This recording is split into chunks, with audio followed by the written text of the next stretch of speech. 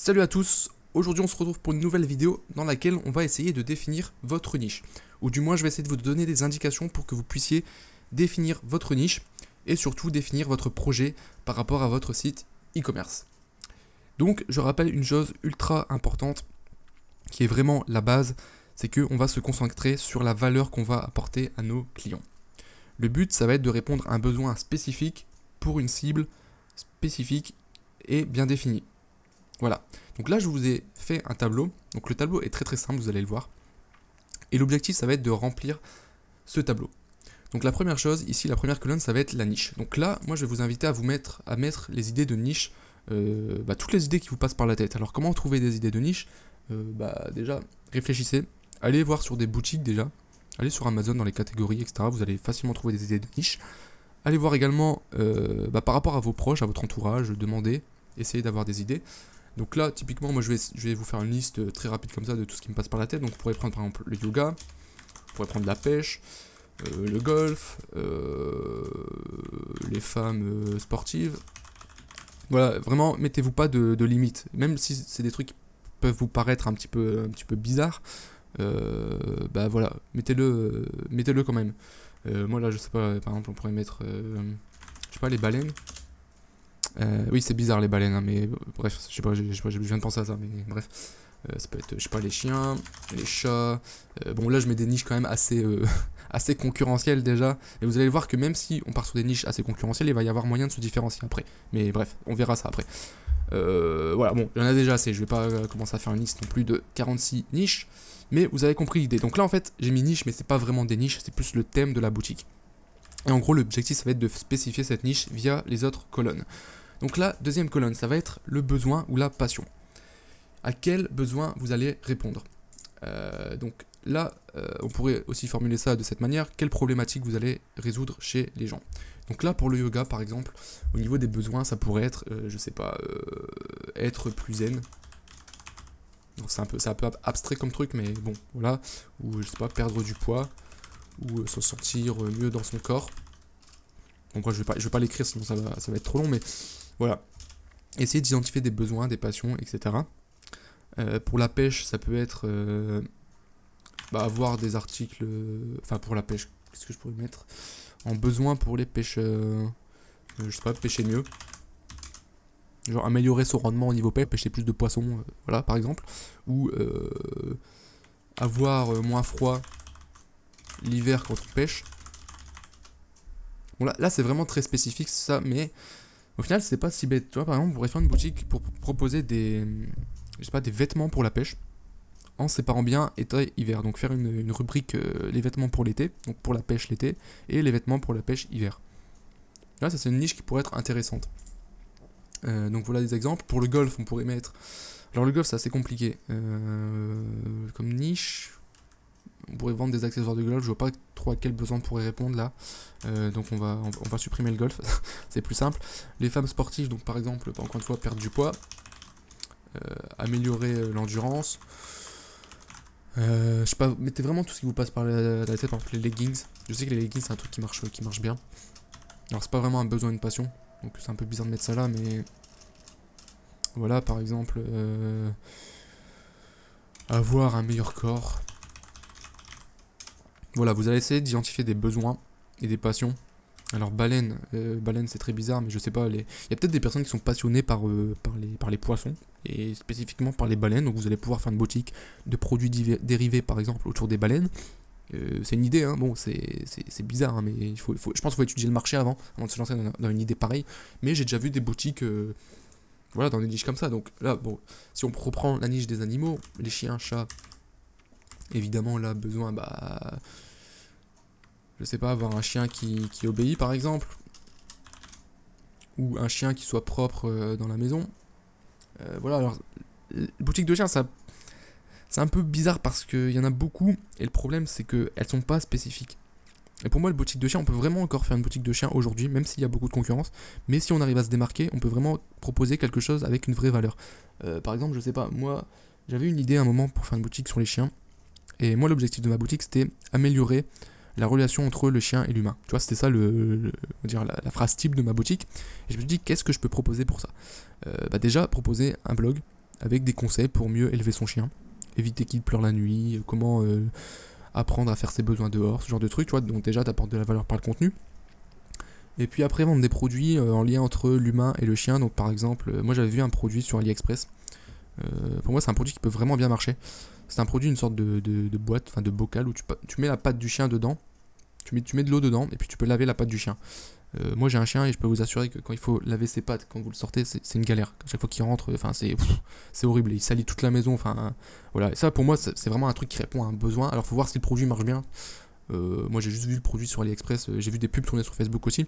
Moi ce que je ferais pour ce produit-là, c'est que je le commanderais pour moi pour voir déjà si c'est de la qualité. Bon ça c'est une parenthèse à part, mais ne vendez jamais un produit dont vous n'êtes pas sûr de la qualité. Ça c'est une règle vraiment absolue. Il faut que le produit vous plaise à vous déjà, avant de pouvoir plaire à quelqu'un d'autre, ok. Bref, ça c'était je referme la parenthèse là-dessus. Mais voilà, bref, donc vous allez remplir cette colonne-là. Ensuite, on va définir l'audience. Donc c'est bien de répondre à un besoin, mais s'il n'y a pas d'audience, s'il n'y a pas de gens qui vont pouvoir acheter, ça sert à rien. Donc là, le yoga, par exemple, l'audience, être plus zen, perdre du poids. Donc, on va pas juste mettre, par exemple, les femmes, tu vois. Là, c'est trop général. On va mettre, par exemple, je sais pas, les femmes de plus de 40 ans qui veulent perdre du poids, du coup, tu vois. Du coup là, vu qu'on aurait le besoin de perdre du poids, donc je vais garder juste le besoin de perdre du poids. Et là, on aurait déjà une niche spécifique.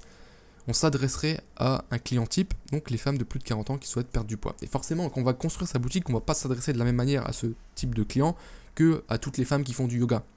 Et du coup, le fait d'être plus spécifique, on va pouvoir vraiment créer une communauté autour de ça, proposer du contenu. Et forcément, les femmes de 40 ans qui veulent perdre du poids et qui sont intéressées par le yoga, bah, elles ont plus tendance à venir chez nous. Vous voyez un petit peu l'idée ? L'élément de différenciation, bah, au final, c'est un peu l'ensemble des 3 colonnes avant. Donc la différenciation, c'est être spécifique. Mais on pourra ajouter, par exemple, contenu. On pourrait créer du contenu, par exemple des cours. Des cours avec des exercices de yoga. Exo yoga.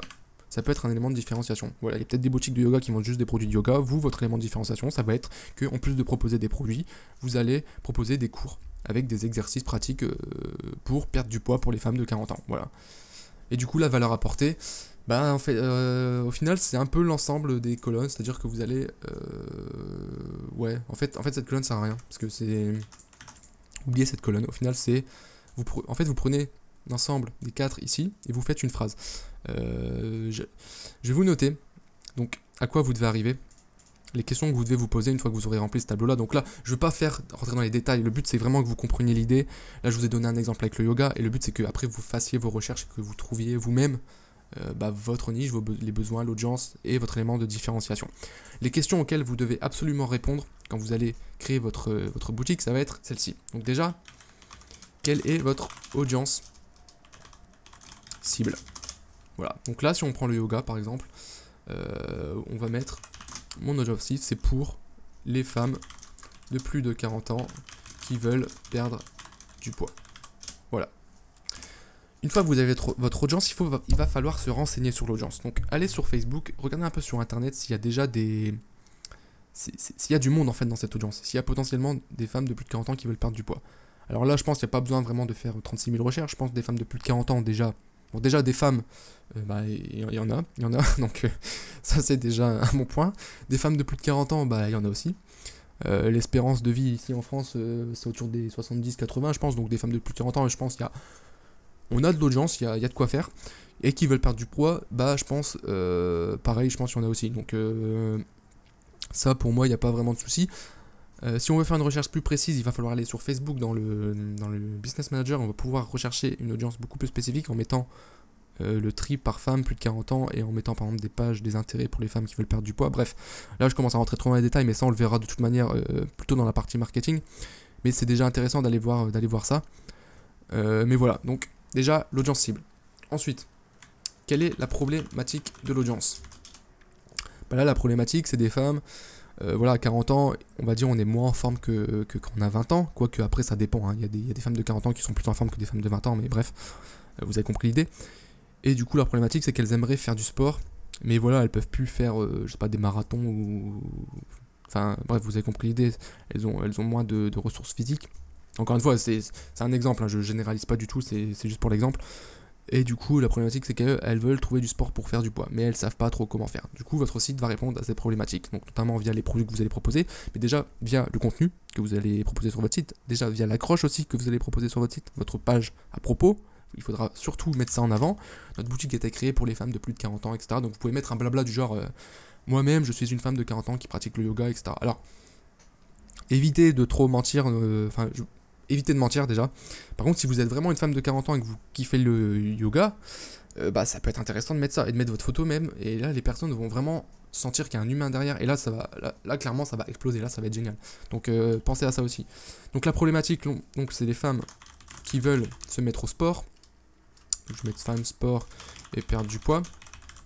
Elles ont besoin d'une méthode pour arriver à leur objectif. En plus de ça, là, on est sur un besoin qui est vraiment assez profond. Donc il y a l'image de soi, la valeur que... le regard des autres, etc. Donc c'est une bonne problématique, on va dire.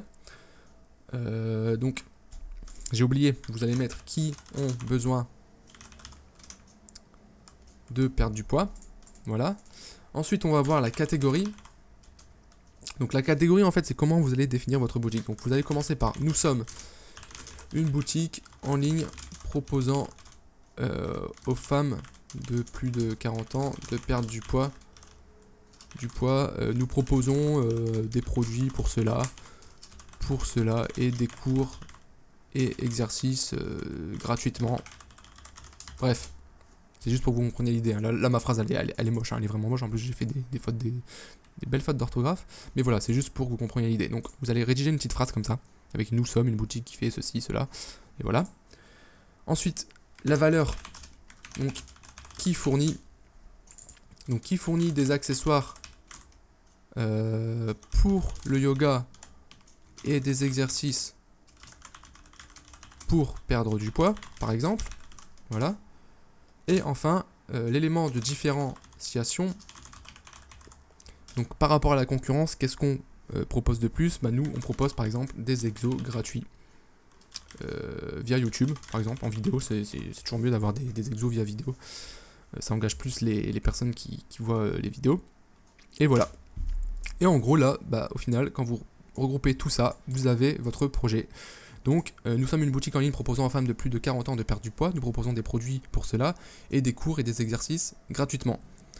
Donc, on va cibler les femmes de plus de 40 ans qui veulent perdre du poids. Le besoin, la problématique, donc c'est qui ont besoin de perdre du poids. Je le répète encore, mais voilà. La valeur, c'est qu'on va fournir des accessoires pour le yoga et des exercices. Et on se différencie par le fait que nous, on propose des exercices gratuits en vidéo. Voilà. Et là, vous avez vraiment un projet qui tient la route. Vraiment. Donc, cette idée de boutique sur le yoga, en fait, on pourrait vraiment le faire. Mais voilà, bon, si vous êtes 10 000 à voir cette vidéo, forcément, je vous invite pas trop à le faire. Si vous êtes 15 000 à faire cette idée-là. Mais voilà, c'était juste pour vous montrer une méthode pratique pour réussir à définir votre projet. Donc, j'espère que ça vous aura servi. Moi, ce que je vous invite à faire, c'est à envoyer votre projet. Si vous avez des questions, si vous voulez avoir des avis externes sur votre projet, vous pouvez me l'envoyer par mail ou dans les commentaires même, hein, si vous n'avez pas peur que d'autres gens le voient. De toute manière, voilà, ça à vous de voir.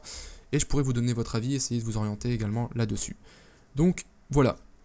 Moi, je vous dis à demain pour la suite de la formation et la prochaine vidéo. Allez, ciao!